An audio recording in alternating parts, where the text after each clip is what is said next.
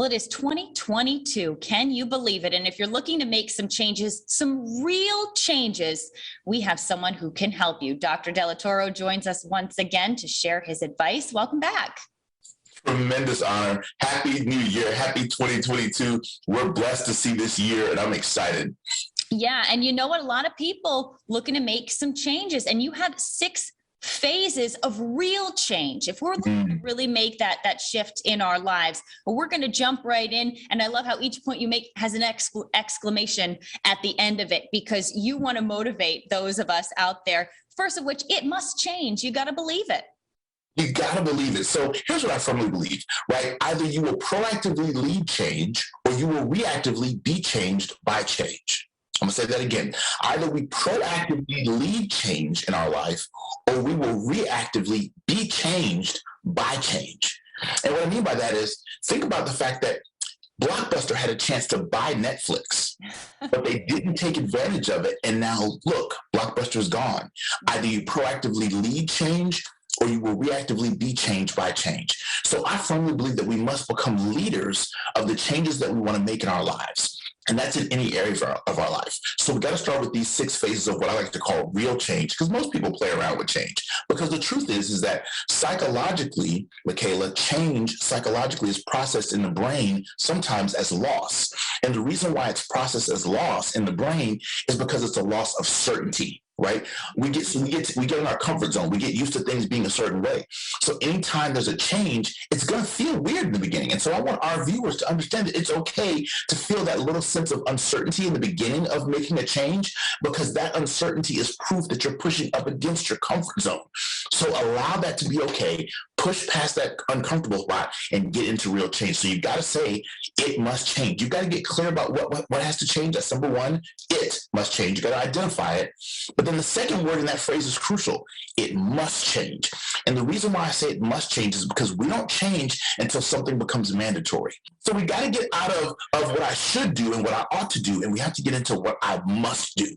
Okay. Second phase is I must change it. Ooh, Michaela, people don't like this one, girl, because we must become the CEO of the correction.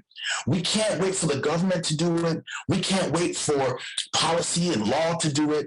We can't wait for our boss to do it or our supervisor. We can't even blame it on God. We have to become the CEO of the correction that we want. We got to say, okay, how can I take ownership of this correction in my life? How can I take ownership of my physical well-being or my habits or my daily routine or my outlook on life? While there are certain things in our life that we cannot control, I really believe that life is only 20% what actually happens to us. And it's 80% how we respond to it. So I must change it. I got to get in the driver's seat. I got to get behind the steering wheel, and I must drive the change I want in my life. Phases 3 and 4 really, they come one right after the other. Not only can you change it, but you will change it. Yes, one of the things I firmly believe is that I can change it gives you empowerment. I can do this. I can make this shift. Because here's the truth, my friend. You've made shifts and changes before. So all you got to do is kind of look back over the Rolodex of your yesterday, yesterweek, yestermonth, yesteryear, and look back over the shifts and changes you've made before and say, listen, if Michaela did that 2 years ago, she can do it again. If Dr. Delatorre did that 6 months ago, I can do it again. I just got to reach back and grab the same wisdom and the same tenacity that I had before. I can change it. But watch this. What you can do and what you will do are sometimes night and day different, right? Can do speaks to potential and capability. Will do speaks to execution and action. So I will do it. I will make it happen. And in other words, I firmly believe that your I will, your conviction, is always more important than your IQ, your intelligence. Certainly. All right. Phases 5 and 6, because we want to make sure we get to all of them. Yes. You say, I am changing it. And then finally, I have changed it. That's going to make you feel good.